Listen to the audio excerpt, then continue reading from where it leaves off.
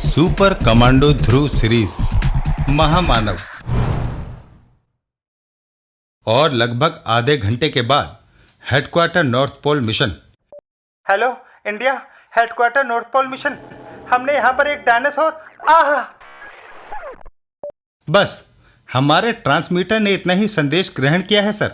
ये संदेश तो हमारे ट्रांसमीटर पर भी आया है और ये हमारे नॉर्थ पोल मिशन के रेडियो मैन राघव की आवाज़ है। लेकिन इस संदेश का क्या मतलब हो सकता है? डायनासोर और इस युग में? ये तो असंभव है। बात तो सही है सर।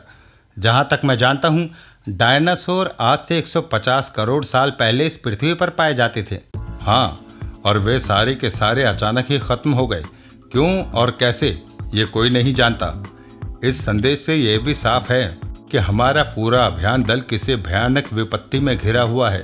उनको तुरंत मदद पहुंचानी बहुत जरूरी है और किसी भी सहायता दल को तैयार करने में वक्त लगेगा। सर, अगर आप इजाजत दे तो मैं तुमसे यही कहना चाहता था ध्रुव, पर यह जानते हुए भी कि वहां पर जान का खतरा हो सकता है। तुम जाने को तैयार हो? सर, मैं सिर्फ उन्हीं जगहों पर जाना पसंद करता हूं जहां पर जान का खतरा हो। और किसी जगह पर मेरा क्या काम? मैं जानता हूं ध्रुव कि अगर कोई ये काम कर सकता है तो वह तुम हो। मेरे साथ आओ, मैं तुम्हारे लिए तुरंत एक रिलीफ प्लेन का इंतजाम करता हूं। और शीघ्र ही ध्रुव अपने फर्ज को निभाने के लिए पृथ्वी के उत्तरी छोर की तरफ बढ़ चला, जहां पर दूर दूर तक बर्फ के ठंडे सन्नाटे के अलावा और कुछ नहीं दिख रहा था। डायरेक्टर साहब के अनुसार तो अभियान दल को यहीं कहीं होना चाहिए। हाँ, ये रहे उनके उपकरण। मुझे भी प्लेन को यहीं उतारना चाहिए। लेकिन ध्रुव को प्लेन उतारने की मेहनत नहीं करनी पड़ी। ये क्या? मुझे तो अपनी आंखों पर यकीन नहीं हो रहा है। ध्रुव ने बड़ी मुश्किल से रिलीफ प्लेन को डायनासोर के बढ़ते जबड़े से बचाया, लेकिन डायनासोर की पूंछ पर उसका ध्यान नहीं था। हवाई जहाज के पीछे एक जबरदस्त टक्कर लगी। हवाई जहाज कुछ क्षणों के लिए ध्रुव के नियंत्रण से बाहर हो गया, लेकिन शीघ्र ही प्लेन पर उसने काबू पा लिया। इस पर तो पिस्तौल की गोलियों का भी कोई असर नहीं होगा। मैं इस दुर्लभ जीव को ख़त्म तो नहीं करना चाहता, लेकिन बिना इसको ख़त्म किए मैं अभियान दल की तलाश करने के लिए उतर भी तो नहीं सकता। ध्रुव ने रिलीफ प्लेन का रुख सीधे डायनासोर की तरफ मोड़ दिया। रिलीफ प्लेन तेजी से डायनासोर की तरफ बढ़ा और उसी क्षण ध्रुव प्लेन से बाहर कूद पड़ा। लेकिन न जाने कैसे डायनासोर तक पहुंचने से पहले ही प्लेन के टुकड़े टुकड़े हो गए। अब ध्रुव के सामने साक्षात मौत खड़ी थी और उससे बचने का शायद कोई रास्ता भी नहीं था। लेकिन ध्रुव ने बड़ी मुश्किल से अपने होशो हवास कायम रखे।